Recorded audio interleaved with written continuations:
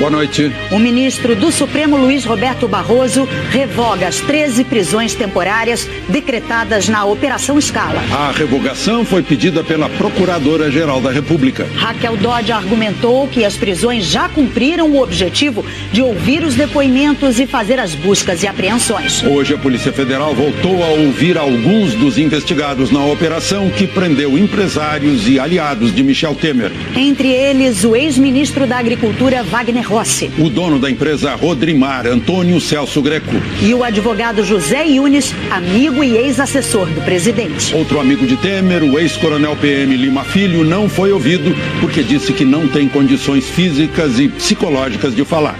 José Yunes e o ex-coronel são alvos de mais uma investigação. 6 dias antes de serem presos na Operação Scala, os dois tinham sido denunciados à Justiça pelo Ministério Público. Eles são acusados de intermediar o repasse de propinas para integrantes do MDB no inquérito que apura uma organização criminosa envolvendo integrantes do partido.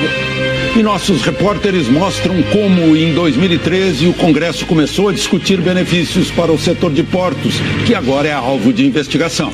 Veja também a violência no Rio. Chega a 30 o número de policiais militares assassinados no estado desde o início do ano. A ONU pede uma investigação independente e transparente sobre as mortes de palestinos na fronteira entre Gaza e Israel. A partir de agora, no Jornal Nacional. Depoimentos em São Paulo de alguns investigados na Operação Scala, que, como a gente já disse, prendeu empresários e amigos do presidente Michel Temer. Veja na reportagem de Patrícia Falkonski. O movimento de advogados começou cedo na Polícia Federal em São Paulo. Eu só queria tentar entrar aqui e aí depois a gente fala, pode ser? Dependendo do que aconteceu, eu volto a falar com vocês. Agora eu realmente não tenho nenhuma informação para dar. O advogado Rodrigo Dall'Acqua chegou às 10h30 da manhã para acompanhar o depoimento de José Yunes. Foi a segunda vez que o ex-assessor da presidência e amigo do presidente Michel Temer depôs, desde que foi preso na Operação Scala. 5 horas depois, Rodrigo Dall'Acqua saiu sem falar com os jornalistas. Este foi o terceiro dia de depoimentos na sede da PF. Além de José Yunes, foram ouvidos novamente o dono da Rodrimar, Antônio Celso Greco, o ex-ministro da Agricultura e ex-deputado federal Wagner Rossi e o auxiliar dele, Milton Ortolan. Na saída, o advogado de Antônio Greco falou rapidamente. Ele já prestou 2 depoimentos. E esse é o terceiro depoimento que ele presta. E agora vamos aguardar o encerramento da investigação. O advogado de Milton Ortolan comentou sobre o depoimento do cliente. Não foi um depoimento longo, ele esclareceu todos os pontos que faltavam, que os procuradores quiseram entender e foi bom. Agora vamos aguardar. Os depoimentos deste sábado, aqui na sede da Polícia Federal em São Paulo, foram acompanhados por representantes da Procuradoria-Geral da República. Isso não tinha acontecido em alguns dos depoimentos de presos, quando apenas delegados da Polícia Federal participaram. O Jornal Nacional apurou que a Procuradoria-Geral da República pediu que esses depoimentos fossem refeitos na presença dos procuradores hoje. E foi o que aconteceu. Mas nós apuramos também que a Polícia Federal já iria retomar estes depoimentos para esclarecer alguns pontos e também possíveis contradições. O advogado do coronel João Batista Lima Filho, Cristiano Benzota, também esteve na Polícia Federal. Ele disse que estava levando roupas de cama para o coronel Lima. Cristiano Benzota confirmou que, por enquanto, o amigo de Temer não vai prestar depoimento. O coronel deveria ter sido ouvido ontem, após 9 meses de tentativas frustradas da Polícia Federal. Mas a defesa alegou motivos de saúde e falta de condições emocionais. Ele só vai falar quando ele reunir condições de saúde e psicológicas para tanto. No momento ele não tem. Não. A defesa de José Yunes disse que todas as perguntas foram respondidas, que o depoimento foi complementar e que não houve nenhuma contradição. O advogado de João Batista Lima Filho negou qualquer envolvimento do cliente com supostas irregularidades. A assessoria da Rodrimar, de Antônio Celso Greco, declarou que não teve acesso aos autos e que nunca a empresa pagou propina. Sobre o decreto dos portos, a Rodrimar afirmou que considera que os dirigentes da empresa atuaram como representantes e parceiros das entidades setoriais para elaborar o texto e que o decreto não beneficiou nenhuma empresa. A defesa de Milton Hortolã declarou que a prisão dele é uma medida absolutamente desnecessária. Os advogados de Wagner Rossi disseram que desde que ele se aposentou há 7 anos, não atuou mais profissionalmente na vida pública ou privada, nem teve relacionamentos políticos e que provará a inocência. O Jornal Nacional vai mostrar agora como o Grupo Libra conseguiu, junto ao governo, a renovação da concessão para atuar em portos, mesmo devendo mais de 2 bilhões de reais aos cofres públicos. O inquérito dos portos investiga se houve pagamento de propina em troca da edição, no ano passado, de um decreto para favorecer empresas do setor. E os investigadores estão buscando provas não só de agora, mas dos últimos 20 anos. Veja na reportagem de Camila Bonfim. Investigadores passaram o sábado analisando arquivos de computador, anotações e a contabilidade das empresas investigadas. O cruzamento desses dados pode levar a repasses de dinheiro e possíveis beneficiários. A suspeita é que empresas do setor portuário possam ter sido favorecidas pelo Decreto dos Portos, assinado pelo presidente Michel Temer no ano passado, em troca de pagamento de propina. Esses dados vão embasar o relatório do inquérito, que tem prazo para ser concluído pela PF no fim de abril, mas pode ser prorrogado. A Operação Scala está rastreando quando começou a relação das empresas com os amigos de Temer. A Procuradora-Geral da República, Raquel Dodge, afirma haver indícios fortes de um esquema de benefícios que durou mais de 20 anos. Na política, o setor de portos tomou a pauta do Congresso em um passado recente, em 2013. Novas regras foram exaustivamente discutidas na chamada Medida Provisória dos Portos. A Câmara fez uma das sessões mais longas de sua história, quase 23 horas. O resultado foi anunciado pelo então presidente da Casa, Henrique Eduardo Alves, do MDB, que está preso na Operação Lava Jato. Aprovado! No Senado, o texto foi tão debatido, tão negociado, que o plenário só conseguiu aprová-lo faltando 4 horas para a MP perder a validade. O Congresso modificou o texto de um artigo que antes proibia empresas que deviam tarifas portuárias ao Porto ou à Agência Nacional de Transportes Aquaviários de celebrar ou prorrogar contratos de concessão. E passou a condicionar essa proibição a uma decisão final e permitir que as empresas devedoras prorrogassem os contratos a partir de uma arbitragem dos débitos, ou seja, uma negociação fora da justiça. O Grupo Libra, que atua nos setores de infraestrutura e comércio exterior, foi o primeiro do setor de portos a utilizar esse recurso.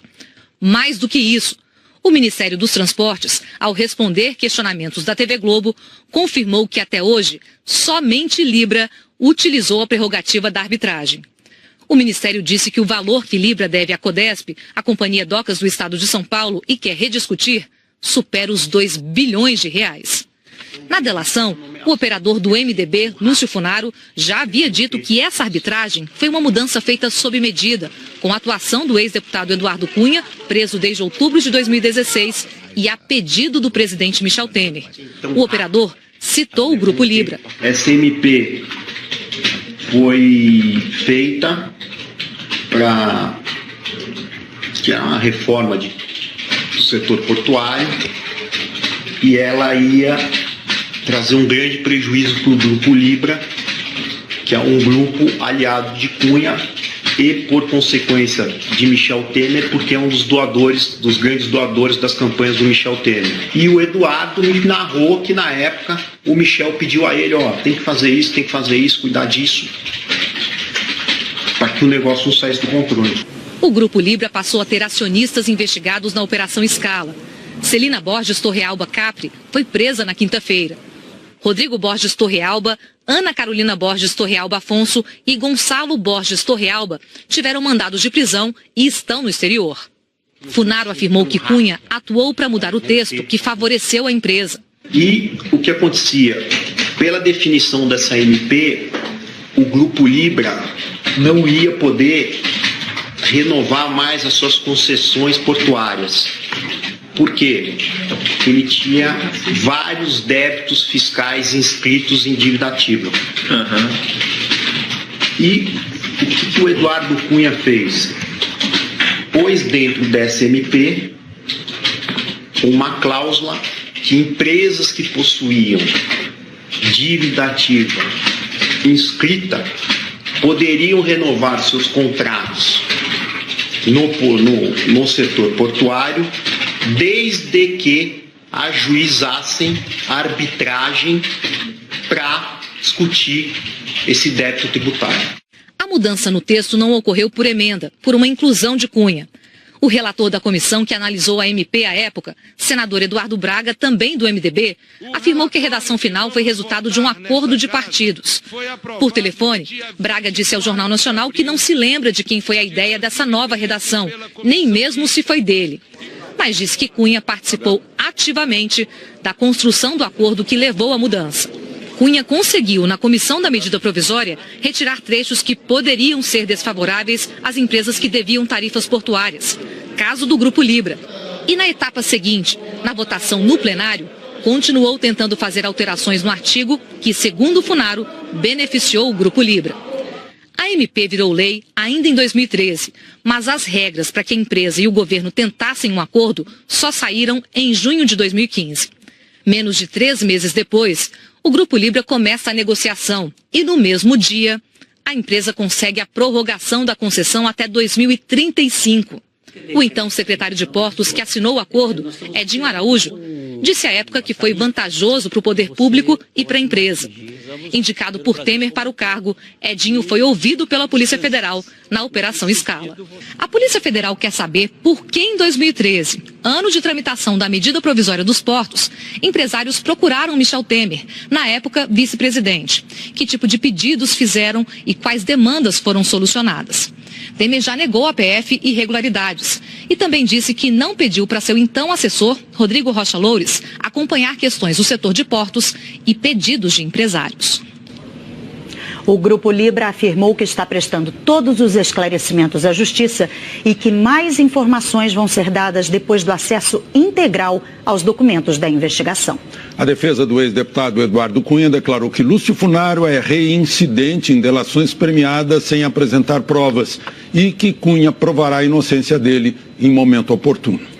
Edinho Araújo, ex-secretário de Portos e atual prefeito de São José do Rio Preto pelo MDB, disse que foi ouvido pela Polícia Federal como declarante e que o acordo, na época, foi decidido mediante arbitragem. Segundo ele, a decisão favoreceu o Porto de Santos.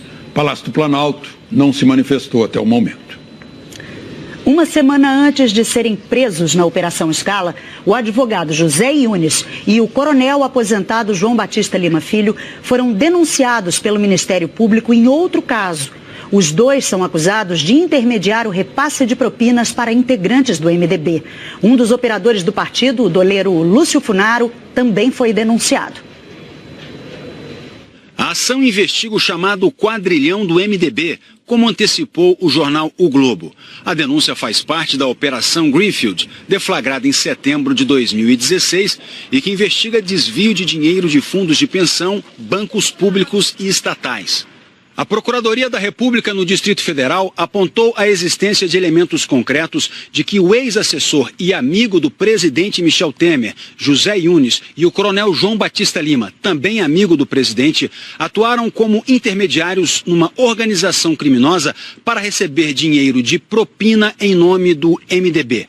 O delator Lúcio Funaro, conhecido como um dos operadores do partido, contou ter recebido dinheiro desse esquema mantido por empresas que, em troca, teriam conseguido ajuda do MDB em negócios ligados ao governo. Funaro disse que foi ao escritório de Yunes pegar R$1 milhão da Odebrecht, dinheiro que teria como destino final o ex-ministro Gedel Vieira Lima, em Salvador. Yunes afirmou à Polícia Federal que o ministro-chefe da Casa Civil, Eliseu Padilha, pediu a ele em 2014 para receber apenas um documento em seu escritório. Mas Funaro disse na delação que Yunes sabia que se tratava de uma entrega de dinheiro. Mas que ele tinha certeza que era dinheiro, ele sabia que era dinheiro, tanto que ele perguntou se meu carro estava na garagem, porque ele não queria que eu corresse o risco de sair para a caixa para a rua, e até pelo próprio peso da caixa. Certo. Para um volume de R$1 milhão é uma caixa bem pesada. Funaro também foi denunciado à Justiça Federal. Agora, as provas obtidas pelos investigadores serão enviadas para auxiliar os trabalhos da Procuradoria-Geral da República no processo que corre no Supremo e tem como alvo principal o presidente Temer. O juiz Marcos Vinícius Reis, da 12ª Vara da Justiça Federal de Brasília, é quem vai decidir se aceita a denúncia e torna José Yunes, o Coronel Lima e Funaro réus no processo. O advogado do ex-coronel João Batista Lima Filho declarou que só vai se manifestar quando tiver acesso a todo o conteúdo do processo. A defesa do advogado de José Yunes disse que tomou conhecimento da denúncia pela imprensa. Repetiu que seu cliente sempre pautou sua atuação profissional pela correção e ética e jamais intermediou entrega de valores. A defesa de Lúcio Funaro afirmou que ele segue colaborando com a justiça. A defesa de Gedel Vieira Lima negou todas as acusações e disse que a inclusão de novas pessoas no inquérito comprova a fragilidade da denúncia. A Odebrecht afirmou que está colaborando com a justiça, que já reconheceu os seus erros, que pediu desculpas públicas, assinou um acordo de leniência e está comprometida a combater e não tolerar a corrupção. O ministro Eliseu Padilha e o MDB não quiseram se manifestar. Em meio aos desdobramentos da Operação Scala, o presidente Michel Temer anunciou mudanças nos ministérios da Saúde e dos Transportes. A reforma ministerial vai ser o tema de uma reunião amanhã em Brasília. O ministro Moreira Franco, da Secretaria-Geral da Presidência, e o senador Romero Jucá, presidente do MDB, estiveram no Palácio do Jaburu. No início da tarde, a presidência anunciou 2 mudanças no ministério. Gilberto Ock, do Progressistas, atual presidente da Caixa Econômica Federal, vai para o Ministério da Saúde, no lugar de Ricardo Barros, do mesmo partido. No lugar de Ock, assume a presidência da Caixa o atual vice-presidente de habitação do banco, Nelson Antônio de Souza. No Ministério dos Transportes, sai Maurício Quintela, do PR, e assume Walter Casimiro Silveira, que deixa a diretoria-geral do Departamento Nacional de Infraestrutura de Transportes. A posse deles será na próxima segunda-feira, mas novos nomes podem ser anunciados amanhã, quando o presidente Michel Temer vai se reunir com ministros mais próximos. A reforma ministerial é vista como uma oportunidade para Temer reagir ao desgaste provocado pela Operação Scala. Além disso, por causa das eleições, quem vai concorrer tem que deixar o cargo até a próxima sexta-feira. A previsão é de mudança em pelo menos 10 ministérios. Ainda nesta edição, novas informações sobre a revogação das prisões temporárias da Operação Scala, que prendeu amigos do presidente Temer. Famílias se despediram hoje de mais 2 vítimas da violência no Rio de Janeiro. Um morador atingido por um tiro na favela da Rocinha e um policial militar atacado durante um patrulhamento na zona norte da cidade.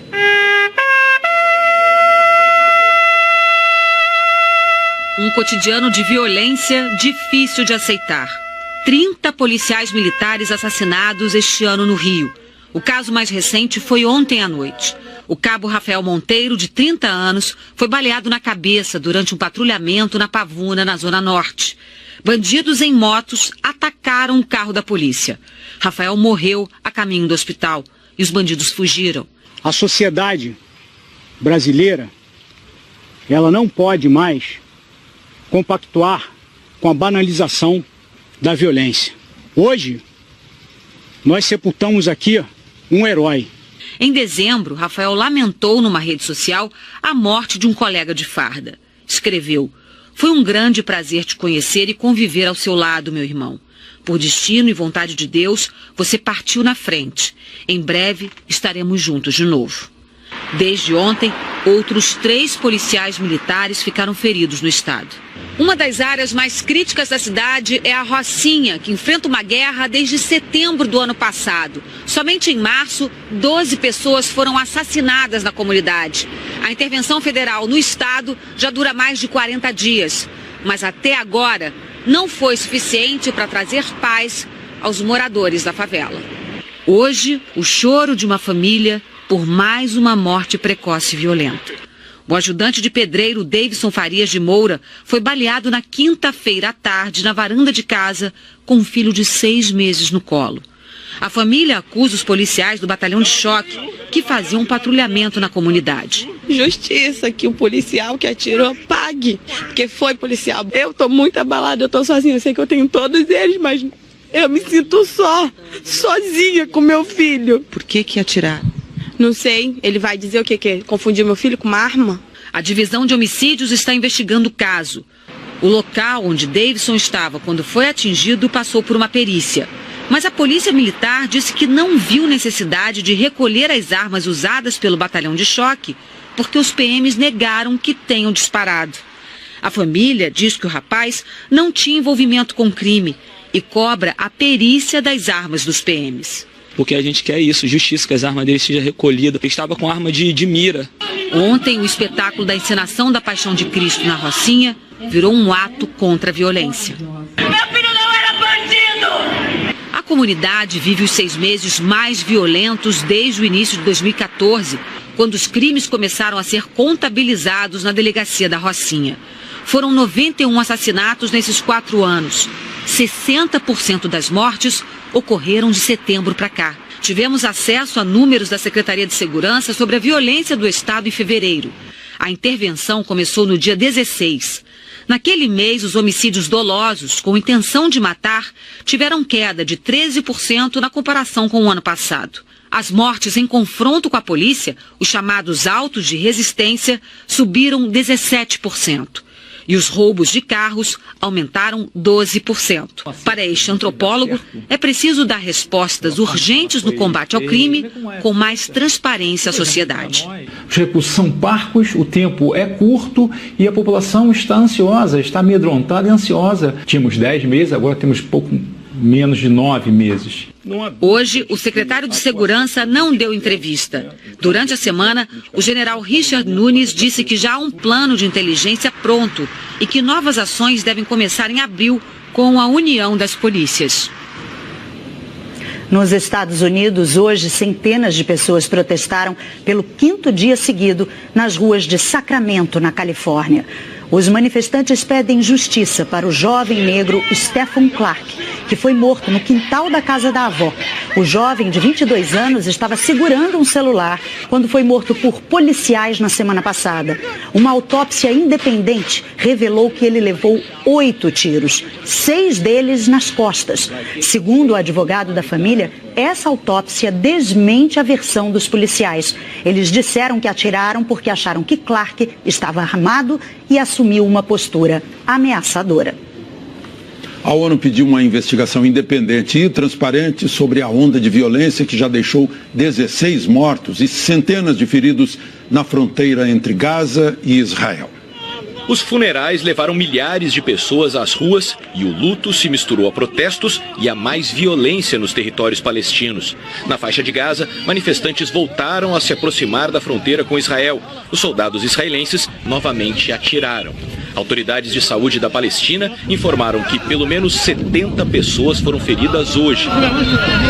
Ontem, manifestantes queimaram pneus e jogaram pedras. As forças de segurança israelenses lançaram gás lacrimogênio e atiraram.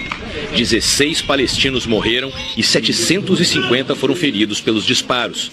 O presidente da autoridade palestina, Mahmoud Abbas, culpou Israel pela violência. O Hamas informou que 5 dos mortos ontem pertenciam ao braço armado do grupo, mas disse que os protestos são pacíficos e pedem o fim da injustiça e da ocupação de Israel no território palestino. As forças de segurança de Israel afirmaram que os manifestantes tinham como alvo as tropas do outro lado da fronteira. O porta-voz do exército israelense disse que se a violência continuar, os militares vão agir dentro da faixa de Gaza e culpou o Hamas, que Israel considera um grupo terrorista, pelos confrontos. O primeiro-ministro israelense Benjamin Netanyahu disse que Israel está protegendo sua soberania e seus cidadãos. Os protestos devem durar até o próximo dia 14, quando a criação de Israel completa 70 anos. Os palestinos chamam a data de catástrofe, quando palestinos fugiram ou foram expulsos do que, desde então, é o Estado de Israel. O secretário-geral da ONU, Antônio Guterres, se disse profundamente preocupado com a violência na faixa de Gaza. Ele pediu uma investigação independente e transparente sobre as mortes e também a retomada das negociações de paz na região, que estão paralisadas desde 2014. Um comboio transportando mais de 1.500 pessoas deixou hoje a região de Guta Oriental, na Síria. Desde o início da ofensiva do ditador Bashar al-Assad, há 6 semanas, 42 mil moradores tiveram que sair de casa. Segundo o Observatório Sírio dos Direitos Humanos, em 3 semanas, 1.600 pessoas morreram em Guta Oriental. E as Nações Unidas manifestaram preocupação com os 70 mil habitantes da cidade de Duma, que seria o último reduto do país controlado por rebeldes. O exército sírio afirmou que está prestes a conquistar toda essa região. A Nobel da Paz, Malala Yousafzai, voltou hoje à cidade natal dela, no Paquistão. A visita só foi confirmada na última hora, por questões de segurança. A ativista saiu de Mingora em 2012, em estado grave, depois de levar um tiro na cabeça. O grupo Talibã ordenou o ataque porque ela fazia uma campanha para que as meninas pudessem estudar. Malala disse que quer voltar a morar no Paquistão quando terminar os estudos na Universidade de Oxford, na Inglaterra. A Argentina, que é o terceiro produtor exportador de grãos do mundo, está enfrentando uma das piores secas da história do país. A seca pegou em cheio a principal região produtora de grãos do país. Essa propriedade costuma colher algo em torno de 2.400 toneladas de soja na safra de verão. Este ano não deve chegar a 1.200.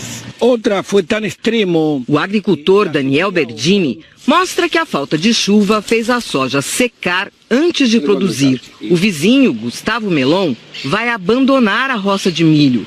O custo da colheita não compensa. É triste e preocupante, diz a mulher dele.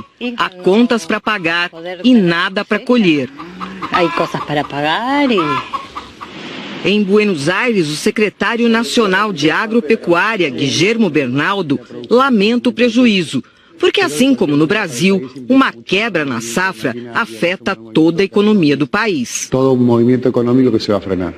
Como a Argentina é grande exportadora de grãos, a quebra na safra traz consequências diretas para agricultores e criadores do Brasil. Os preços subiram bastante. E isso está beneficiando a receita do produtor de milho e de soja a nível Brasil, mas prejudicando o suinicultor e avicultor.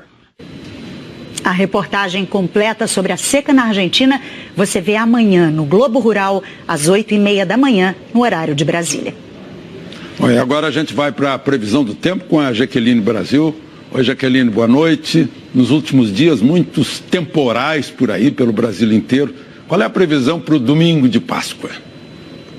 Boa noite, Alexandre, Ana, boa noite a todos. Previsão de mais chuva, viu? Amanhã, em boa parte do país, tem previsão de chuva forte. Em algumas regiões, como aqui em São Paulo, já começa a chover bem na hora do almoço de Páscoa. Mas a gente começa falando do Nordeste. Está chovendo demais no litoral norte do Nordeste. Chuva é sempre bem-vinda para os nordestinos, né? Mas em excesso pode trazer problemas. E é o que está acontecendo entre o Maranhão e o Rio Grande do Norte. Tem alerta para deslizamentos e alagamentos. Está chovendo muito por causa dessa escadinha aqui, que é a zona de convergência intertropical. Em Teresina, Piauí, a chuva de ontem foi tão forte que um riacho transbordou, rompeu uma galeria e destruiu parte da BR-343, importante rodovia que serve de rota para as praias. Bem na hora que o asfalto cedeu, os carros que estavam na pista caíram no rio.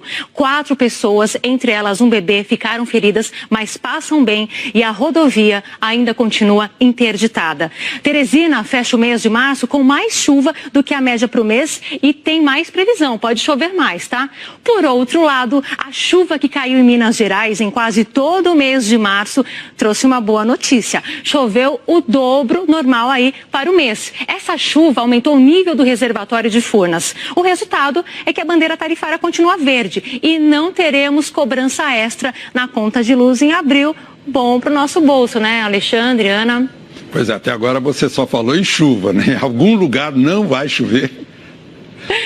Vai sim, poucos lugares, vou mostrar para vocês. Olhando aqui para o nosso mapa, vocês podem observar, está praticamente todo verde, né? Mas o tempo firme amanhã, então, em boa parte de Minas, também Bahia, Espírito Santo, Rio de Janeiro e Roraima. Inclusive, em Boa Vista, olha só, máxima de 35 graus. Rio de Janeiro, 36 e Belo Horizonte, 30 graus. Já em São Paulo, em Florianópolis, em Natal, aí sim tem previsão de chuva, mas vai fazer calor, principalmente olha, em São Paulo, 30 e Natal, 29 graus. Em abril, a chuva vai diminuir bastante, tá? No centro-norte do país, principalmente aqui no litoral nordestino e também no Rio Grande do Sul. Já aqui no sudeste, principalmente em São Paulo, a chuva vai ficar dentro da normalidade. Bom domingo aí para vocês, boa Páscoa, Alexandre, Ana, e para todos. Obrigado, Jaqueline. Pois é, e a Polícia Rodoviária Federal está recomendando muita atenção para quem viaja de carro nesse feriado da Semana Santa, né? Que algumas vezes os motoristas precisam enfrentar problemas inusitados.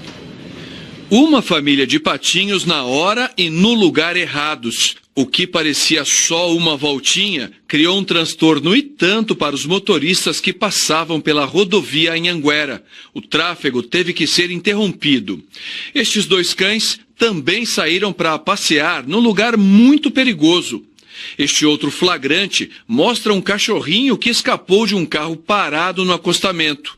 A rodovia dos Bandeirantes, onde passam 500 mil veículos por dia, teve que ser fechada para o cachorrinho ser resgatado. Esses animais ficaram bem, mas muitos não sobrevivem aos perigos das rodovias. Colocam em risco a vida deles e também dos motoristas. Só no ano passado foram registrados 1.400 atropelamentos de animais nas rodovias do estado de São Paulo.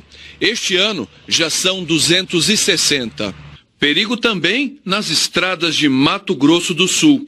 Quem está indo para o Pantanal pode se deparar com animais silvestres atravessando a pista. A onça-pintada não resistiu. Além dos animais, o descuido do motorista também é um risco para quem está na estrada. A falta de cuidado com a bagagem fez este colchão voar de cima do carro.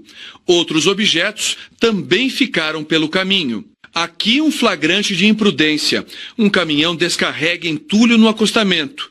E já imaginou se deparar com um sofá na estrada? Aconteceu na rodovia dos Bandeirantes. Ele caiu de uma caminhonete. E o pior de tudo, 2 pessoas se arriscaram entre os carros para tirar o sofá do meio das 5 pistas de uma das rodovias mais movimentadas do país. Nunca entre na pista. O risco de acidente é muito grande e de atropelamento. O motorista deve observar o seguinte: peso, tamanho e capacidade de carga do veículo. Vai transportar animal? Fazer de forma adequada, utilizando o dispositivo correto, uma coleira peitoral, a caixa ou a gaiola para o transporte. E nós voltamos a falar sobre a revogação das prisões temporárias da Operação Scala, que prendeu amigos do presidente Temer. O repórter Nilson Clava tem novas informações ao vivo de Brasília. Nilson.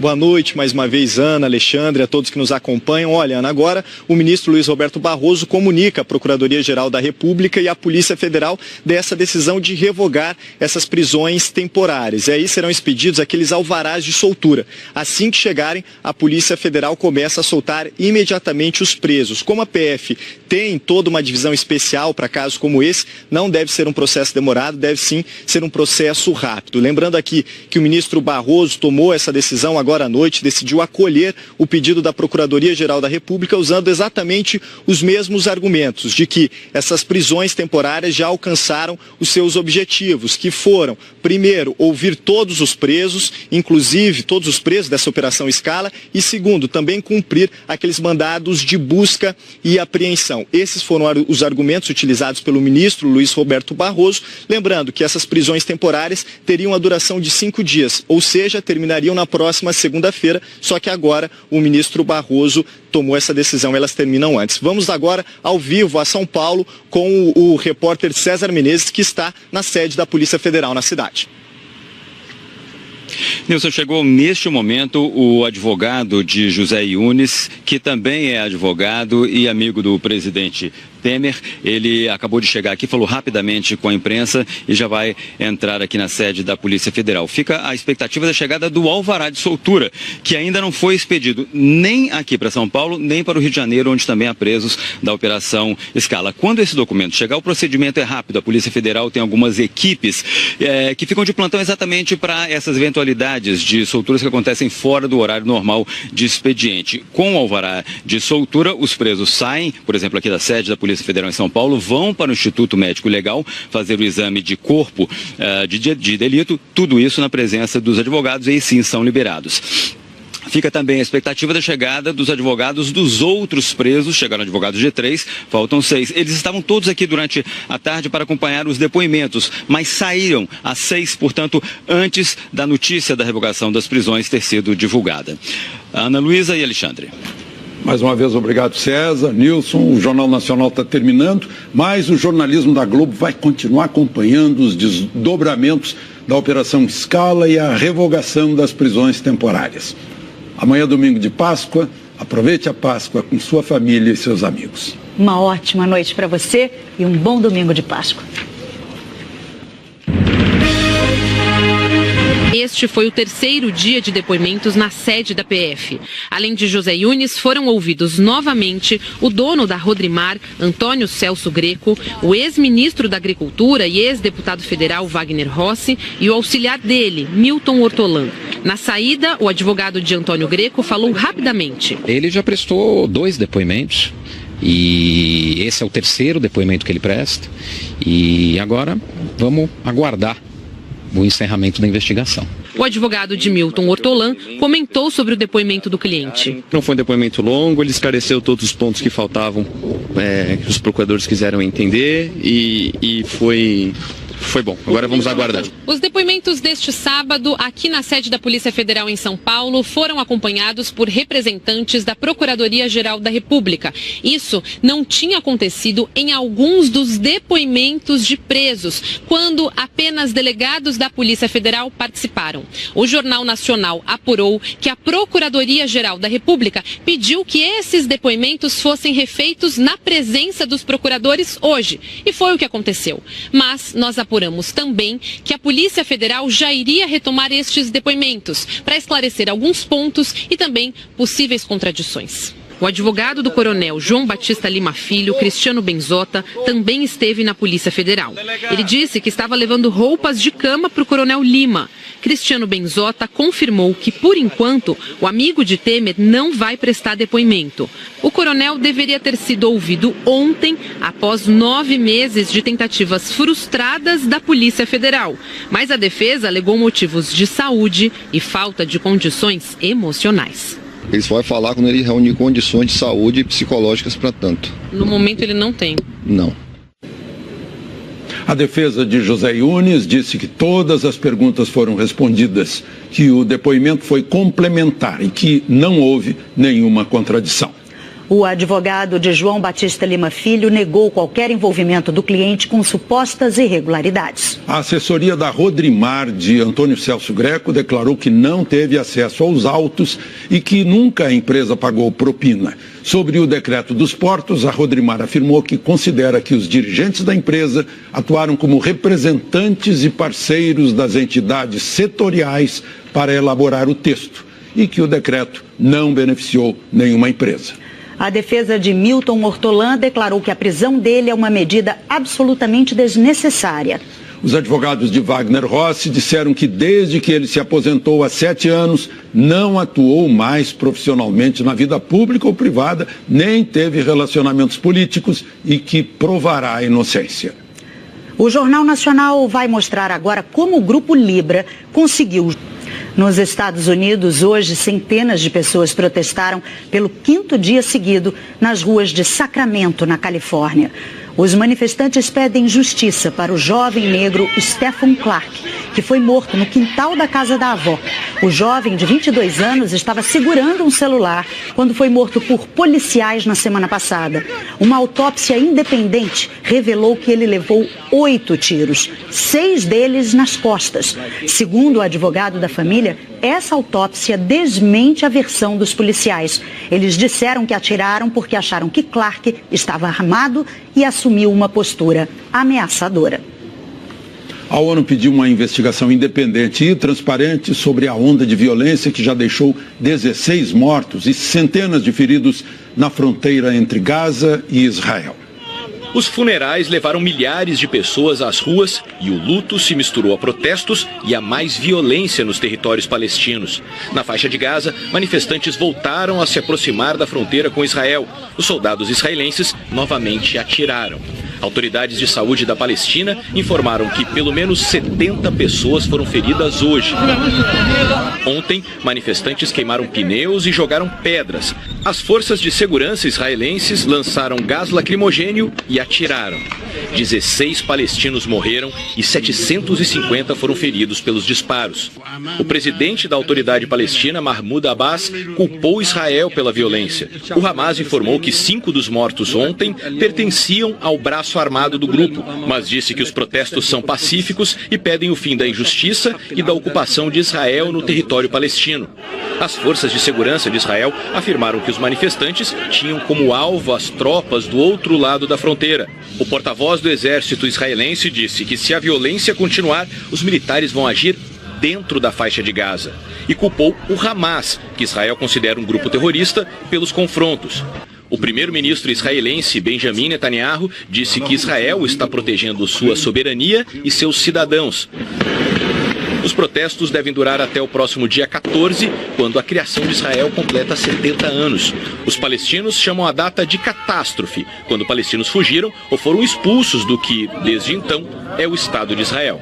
O secretário-geral da ONU, Antônio Guterres, se disse profundamente preocupado com a violência na faixa de Gaza. Ele pediu uma investigação independente e transparente sobre as mortes e também a retomada das negociações de paz na região, que estão paralisadas desde 2014.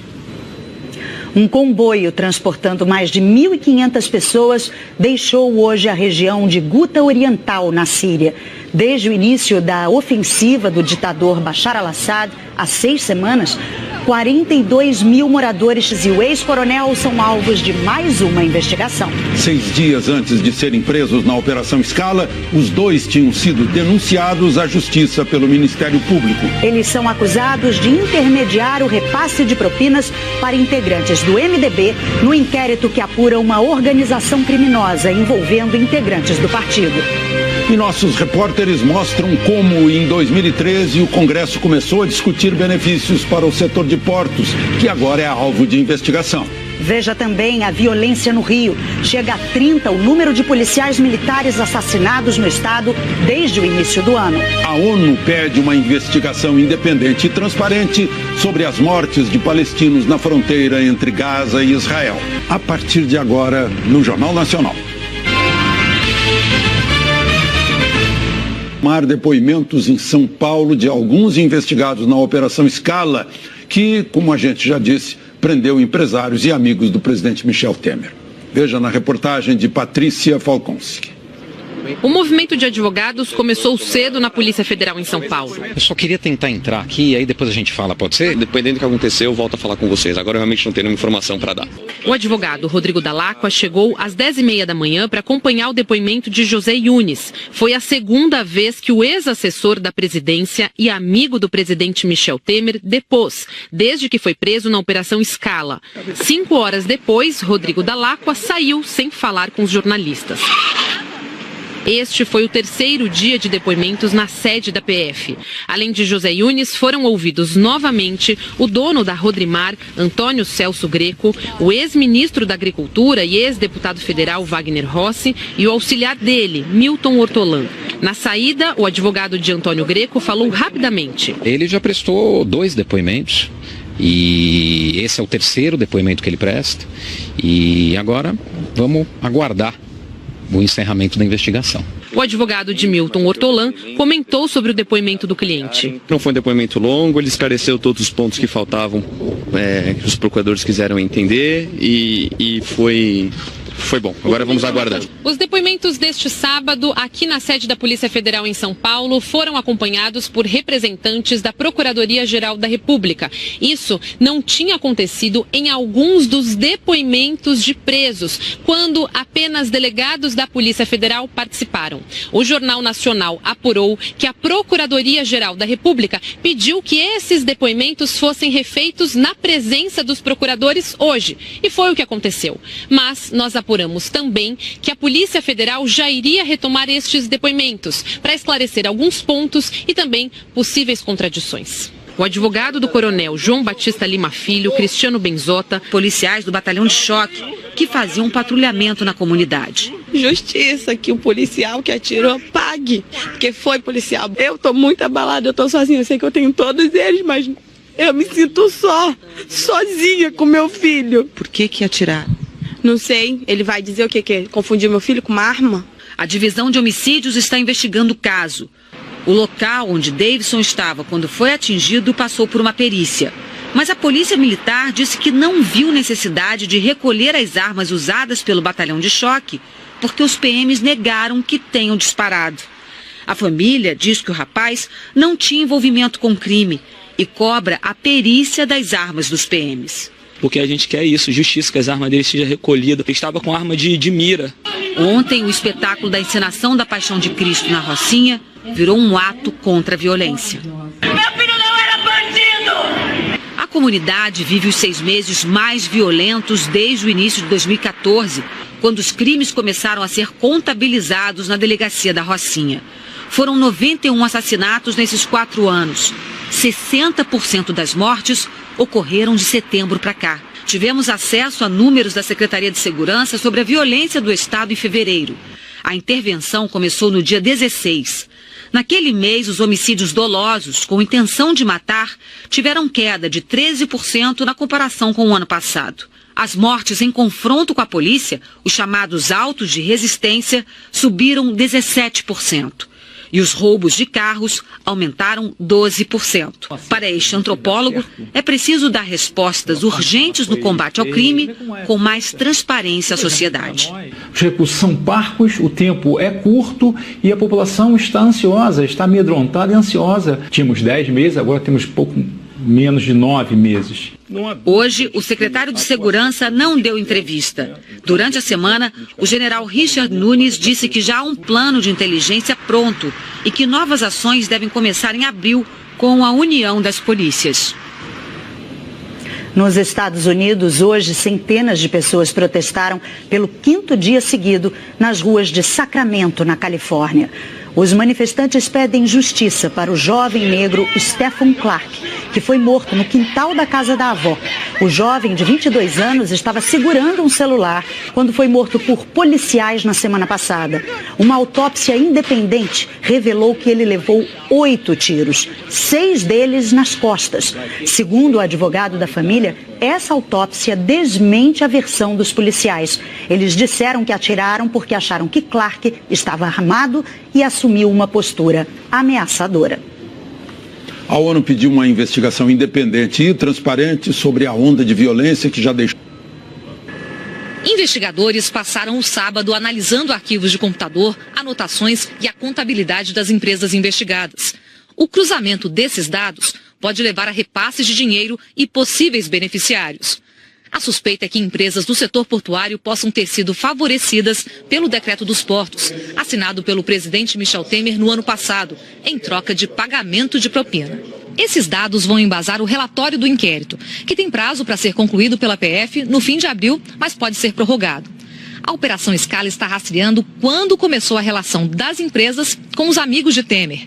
A Procuradora-Geral da República, Raquel Dodge, afirma haver indícios fortes de um esquema de benefícios que durou mais de 20 anos. Na política, o setor de portos tomou a pauta do Congresso em um passado recente, em 2013. Novas regras foram exaustivamente discutidas na chamada Medida Provisória dos Portos. A Câmara fez uma das sessões mais longas de sua história, quase 23 horas. O resultado foi anunciado pelo então presidente da Casa, Henrique Eduardo Alves, do MDB, que está preso na Operação Lava Jato. Aprovado. No Senado, o texto foi tão debatido, tão negociado, que o plenário só conseguiu aprová-lo faltando 4 horas para a MP perder a validade. O Congresso modificou o texto de um artigo que antes proibia empresas que deviam tarifas portuárias ao Porto ou à Agência Nacional de Transportes Aquaviários de celebrar ou prorrogar contratos de concessão. E passou a condicionar essa proibição a uma decisão final e permitir que as empresas devedoras prorrogassem os contratos a partir de uma arbitragem dos débitos, ou seja, uma negociação fora da justiça. O Grupo Libra, que atua nos setores de infraestrutura e comércio exterior, foi o primeiro do setor de portos a utilizar esse recurso. Mais do que isso, o Ministério dos Transportes, ao responder questionamentos da TV Globo, confirmou que até hoje somente Libra utilizou a prerrogativa da arbitragem. O Ministério disse que o valor que Libra deve à Codesp, a Companhia Docas do Estado de São Paulo, e quer rediscutir, supera os 2 bilhões de reais. Na delação, o operador do MDB, Lúcio Funaro, já havia dito que essa arbitragem foi uma mudança feita sob medida, com a atuação do ex-deputado Eduardo Cunha, preso desde outubro de 2016, e a pedido do presidente Michel Temer. O operador citou o Grupo Libra. Essa MP foi feita para que é uma reforma do setor portuário e ela ia trazer um grande prejuízo para o Grupo Libra, que é um grupo aliado de Cunha e, por consequência, de Michel Temer, porque é um dos doadores, dos grandes doadores das... Passaram a ser contabilizados na delegacia da Rocinha. Foram 91 assassinatos nesses 4 anos. 60% das mortes ocorreram de setembro para cá. Tivemos acesso a números da Secretaria de Segurança sobre a violência do Estado em fevereiro. A intervenção começou no dia 16. Naquele mês, os homicídios dolosos, com intenção de matar, tiveram queda de 13% na comparação com o ano passado. As mortes em confronto com a polícia, os chamados autos de resistência, subiram 17%.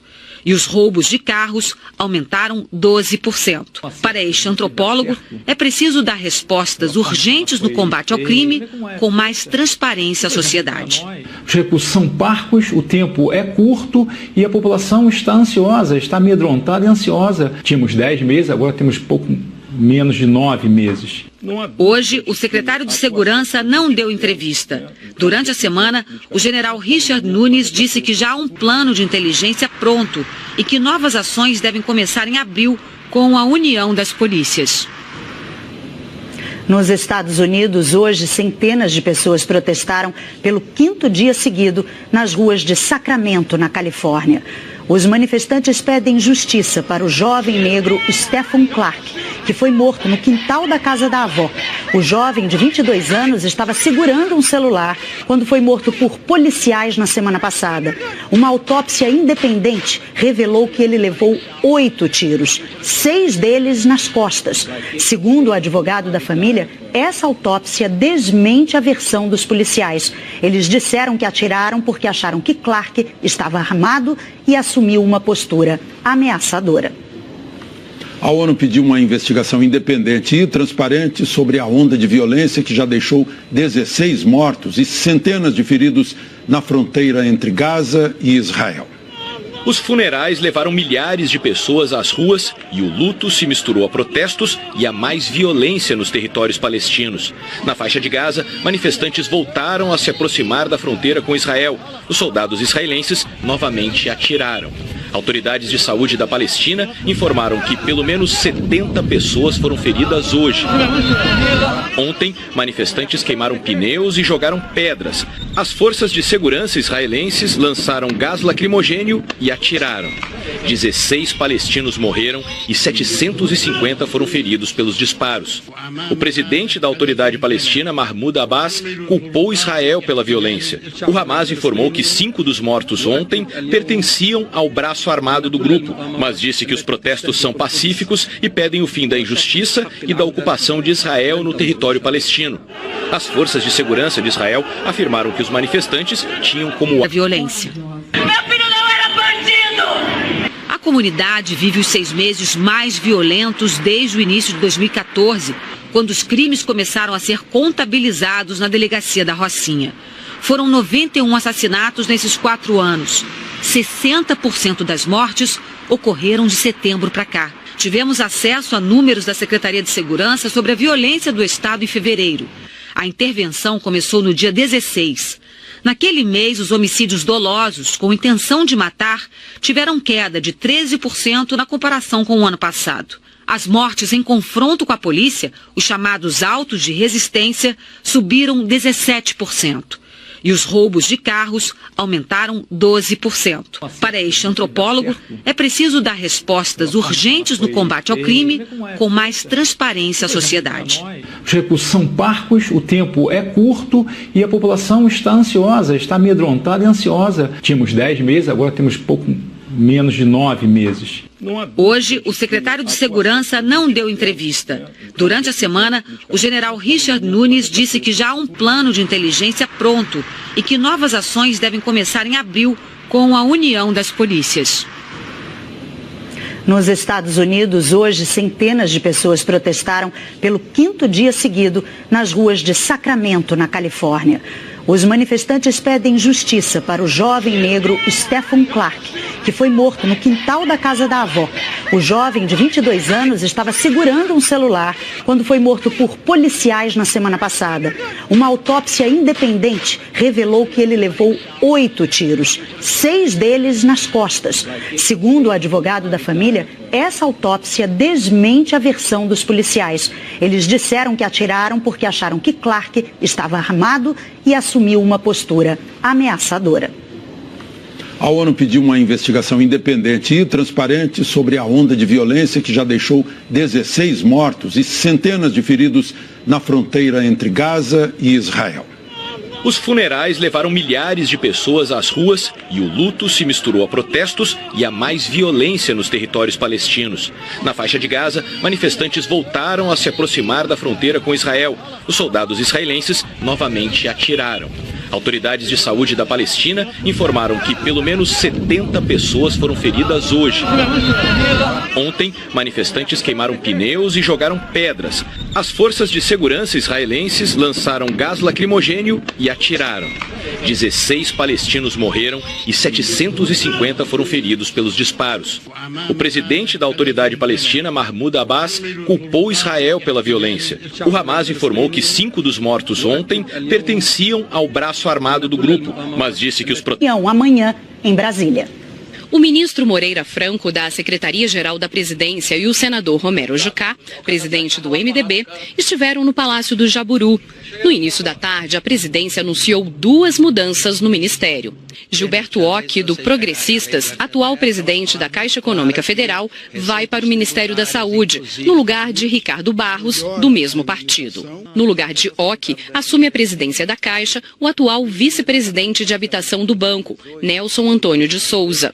No Ministério dos Transportes, sai Maurício Quintela, do PR, e assume Walter Casimiro Silveira, que deixa a diretoria-geral do Departamento Nacional de Infraestrutura de Transportes.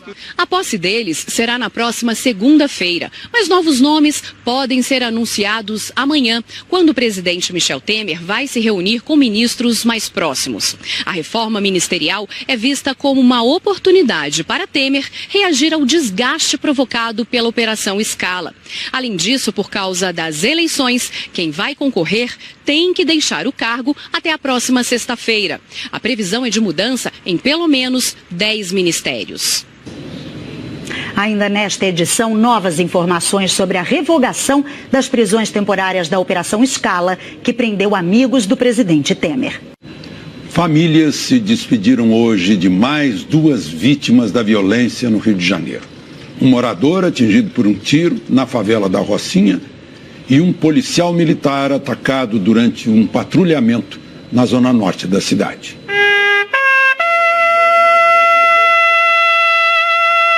Um cotidiano de violência difícil de aceitar. 30 policiais militares assassinados este ano no Rio. O caso mais recente foi ontem à noite.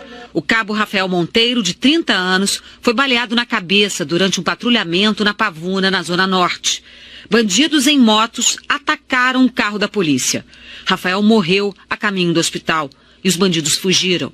A sociedade brasileira ela não pode mais compactuar com a banalização da violência.